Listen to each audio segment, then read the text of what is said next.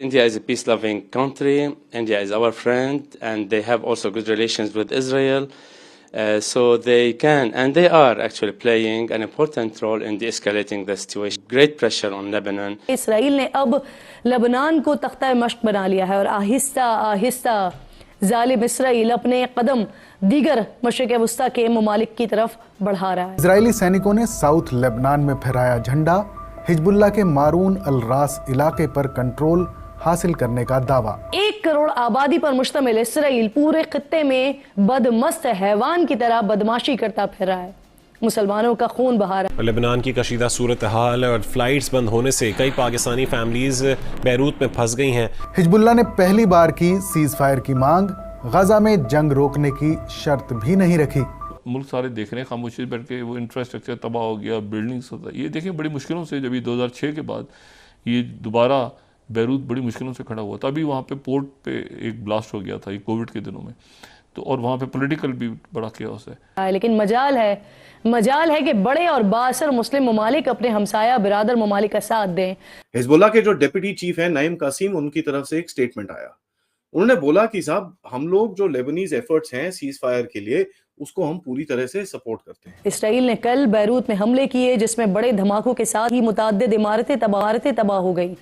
Hezbollah की तरफ अपने सर्वाइवल के लिए क्या कर दिया है, और मुल्क सारे देख रहे हैं खामोशी बैठ के, वो इंफ्रास्ट्रक्चर तबाह हो गया, बिल्डिंग्स होता है। ये देखें बड़ी मुश्किलों से जब ये 2006 के बाद ये दोबारा बैरूत बड़ी मुश्किलों से खड़ा हुआ, तभी वहाँ पे पोर्ट पे एक ब्लास्ट हो गया था ये कोविड के दिनों में, तो और वहाँ पे पॉलिटिकल भी बड़ा केओस है।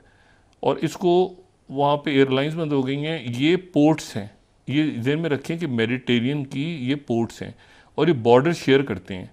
ये जो है, ये अगर आपको एक मुल्क से दूसरे मुल्क जाना हो तो देखें, ऑस्ट्रेलिया तो जजीरा है ना, अमेरिका भी जजीरा है, अटलांटिक क्रॉस करें, उधर से वो पैसिफिक क्रॉस करें वो, लेकिन जो मुल्क लैंड से है ना, यानी अब यहाँ से पाकिस्तान से या बांग्लादेश से या आप म्यांमार से गाड़ी में बैठें, यानी मोटर साइकिल पे बैठें या आप उस पर बैठ जाएं, गाड़ी में बैठ जाएं, तो आप यूरोप पहुँच जाएंगे।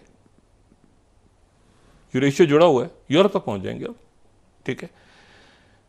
तो ये यहाँ चूँकि रस्तों में बहुत ब्लॉकेड होता है तो इसलिए वो कश्तियाँ डूब जाती हैं, लेकिन एक ही लैंड है ना, बड़ा लैंड। मैं आपको सिर्फ ये कह रहा हूँ कि ये चूँकि आपस में ये जो ना आई सड़कों पे सड़क ही है ना इसमें, तो ये जो थोड़ा सा पानी का रास्ता है, लेकिन बाकी वही है कि यहाँ से वहाँ जाएगी रोड, वहाँ से वहाँ जाएगी रोड, आगे से ऐसे जाएगी।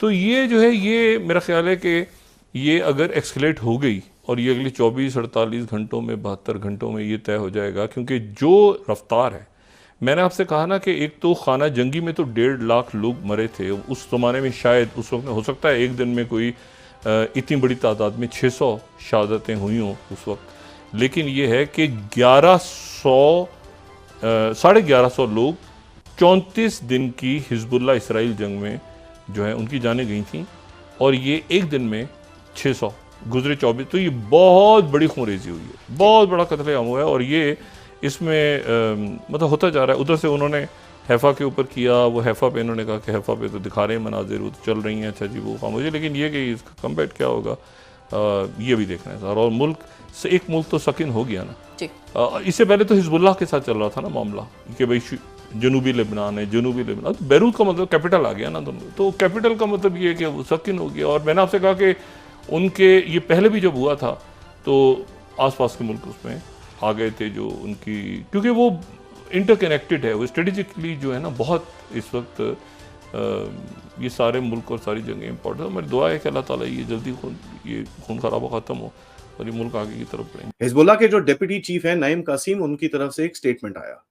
उन्होंने बोला कि साहब हम लोग जो लेबनीज एफर्ट्स हैं सीज फायर के लिए, उसको हम पूरी तरह से सपोर्ट करते हैं। उनका एक 30 मिनट का टेलीवाइज एड्रेस था, लेकिन उन्होंने ये भी बोला कि भाई हिजबुल्लाह सबसे पहले इस वॉर को नहीं रोकेगा, सबसे पहले इजराइल को एक स्टेप लेना पड़ेगा, जहां पर कहीं ना कहीं इजराइल को अपनी बॉम्बिंग को खत्म करना पड़ेगा, तब जाके हम कुछ बात करने के लिए तैयार होंगे, लेकिन हम एक अनकंडीशनल सीज फायर के लिए तैयार हैं।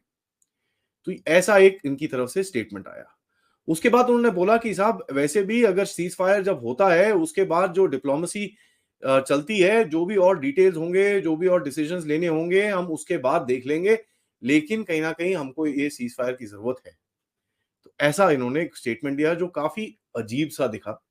जिस तरह से हिजबुल्लाह ने एक बड़ा स्ट्रॉन्ग सा स्टैंड ले रखा है और जिस तरह से इनके अटैक्स कल भी करे, इन्होंने हैफा के ऊपर अटैक करने की कोशिश करी है, ऑल्दो आयरन डोम ने पूरी तरह से इंटरसेप्ट किया, लेकिन कुछ रॉकेट्स हैफा सिटी के अंदर जाके गिरे हैं। पोर्ट के ऊपर अभी भी कोई डैमेज नहीं है। हिजबुल्लाह की तरफ थोड़ी सी अगर नजर डालें तो आपको दिखेगा कि ये पहला स्टेटमेंट, मेजर स्टेटमेंट आया है जब नसरल्लाह को इजरायली एयर स्ट्राइक्स ने जहां पर 80 बॉम्ब गिरा के उनको मारा गया था। उसके बाद उनका जो सक्सेसर आया उसको भी ठोक दिया गया। अभी ये जो नईम कसीम जिसको लीडर मानते हैं हिजबुल्लाह का, उन्होंने बोला कि साहब, उन्होंने अपने आप ही बोल दिया कि भाई अभी हिजबुल्लाह को कोई लीडर फीडर नहीं है, क्योंकि इजराइल ने बड़ा क्लियरली बोला है कि जो भी इस ऑर्गेनाइजेशन की लीडरशिप की पोजीशन में बैठेगा हम उसको ठोक ठाक के बराबर कर देंगे। तो यहां पर आपको ये दिखता है कि एक खौफ है कि भैया अगर मैं लीडर बन गया तो मेरे भी जरा दिन ना 24-48 घंटे से ज्यादा नहीं होगा और मेरे को भी ये लोग कहीं आके मार मूर देंगे। तो उन्होंने बड़ा क्लियरली बोला कि साहब हम एक इलेक्शन करेंगे और एक उसके बाद सेक्रेटरी जनरल इलेक्ट होगा, उसके बाद जो हमारी ऑर्गेनाइजेशनल प्रोसेस है उसके हिसाब से हम पूरा एक। दोस्तों मुझे उम्मीद है कि ये वीडियो आपको पसंद आया होगा। वीडियो पसंद आया तो प्लीज हमारे यूट्यूब चैनल सोच टाइम्स को जरूर सब्सक्राइब करें। अगर फेसबुक पे देख रहे हैं तो पेज को भी जरूर फॉलो करें। मैं आपको बता दूं सोच टाइम के साथ आप लोग हर दिन एक खबर को देखेंगे। यहाँ पे आपको काफी सारे अलग अलग टॉपिक को कवर किया जाता है, जहाँ पे हम पाकिस्तानी मीडिया रिएक्शन, अगर कोई भी इंडिया में घटना घटे उस पे हो या फिर यहाँ पे इंडिया में कोई घटना घटे तो उसके रिलेटेड भी वीडियो डालते हैं। उसी के साथ साथ हमारे इस चैनल पे आपको कई सारे शो देखने को मिलते हैं, जैसे सोच टाइम बुलेटिन, जहाँ पे पूरे दिन में कोई भी घटना घटता है तो उसको हम प्रॉपर आपको एक्सप्लेन करके समझाएंगे।